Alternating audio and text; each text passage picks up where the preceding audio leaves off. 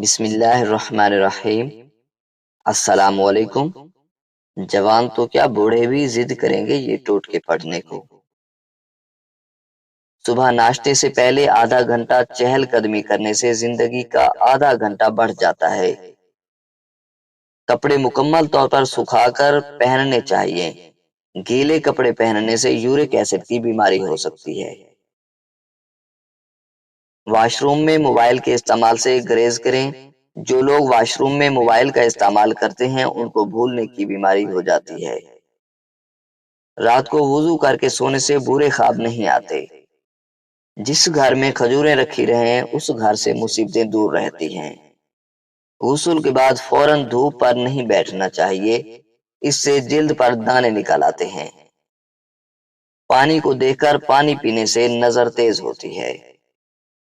جو لوگ جرابیں پہن کر سوتے ہیں ان کی عمر کم ہو جاتی ہے، کیونکہ اس سے پاؤں کو ہوا نہیں لگتی اور انسان اندرونی بیماریوں کا شکار ہو جاتا ہے۔ اگر آپ اچھی آواز بنانا چاہتے ہیں تو شہد گرم کر کے نہار منہ تھوڑا سا چاٹا کریں، اس سے آپ کی آواز خوبصورت اور صاف نکلے گی۔ اگر واش روم کرتے وقت 5 منٹ سے زیادہ ٹائم لگے تو سمجھ جائیں آپ کا معدہ کمزور ہے۔ جو لوگ سونے سے پہلے بیت الخلاء میں نہیں جاتے بڑھاپا جلدی آتا ہے۔ جو عورت منہ پر زیادہ غصہ رکھتی ہو وہ دل کی صاف ہوتی ہے۔ مچھلی کا بچا ہوا تیل سر پر لگانے سے بال گھنے ہو جاتے ہیں۔ لہسن کھانے سے دل کو طاقت ملتی ہے۔ شکرکندی بھون کر کھانے سے جسم خوبصورت ہو جاتا ہے۔ اگر پاؤں میں درد ہو تو 3 بار درود شریف پڑھ کر پاؤں پر پانی بہائیں، درد فوراً رک جائے گا۔ اگر آپ کو سوتے وقت اچھے خواب آتے ہیں تو سمجھ جائیں آپ کے گھر میں کوئی نہ کوئی خوشی آنے والی ہے۔ جو لوگ کھانا کھانے کے بعد انگلی کو چاٹتے ہیں ان کا رزق بڑھا دیا جاتا ہے۔ کیلا کھانے سے جسم کے سافٹ حصے بڑے ہوتے ہیں۔ نماز پڑھتے وقت اگر برے خیالات آتے ہوں تو سمجھ جائیں شیطان آپ پر حاوی ہو چکا ہے۔ اگر نہانے کے بعد ناف پر تیل لگا لیا جائے تو سردی کا اثر بالکل نہیں ہوتا۔ آگ کی سینک پر زیادہ دیر بیٹھنے سے جلد کی بیماریاں ہو جاتی ہیں۔ جو لوگ دوپہر کے وقت چائے پیتے ہیں ان کا دماغ تیز ہوتا ہے۔ کچے انڈے کی زردی سر پر لگانے سے بال گرنا بند ہو جاتے ہیں۔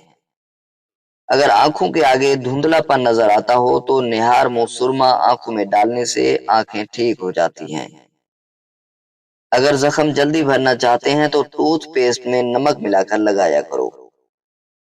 اگر بھوک نہ لگتی ہو تو کچے چاول کھانے سے بھوک لگنا شروع ہو جاتی ہے۔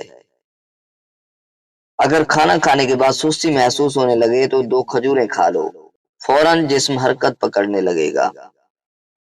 بار بار پیشاب آنے کا مسئلہ ہو تو سیب کے چھلکے کھانے سے یہ مسئلہ حل ہو جاتا ہے۔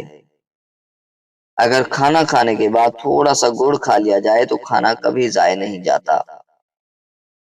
نہار منہ نیم گرم پانی پینے سے معدہ طاقتور ہو جاتا ہے۔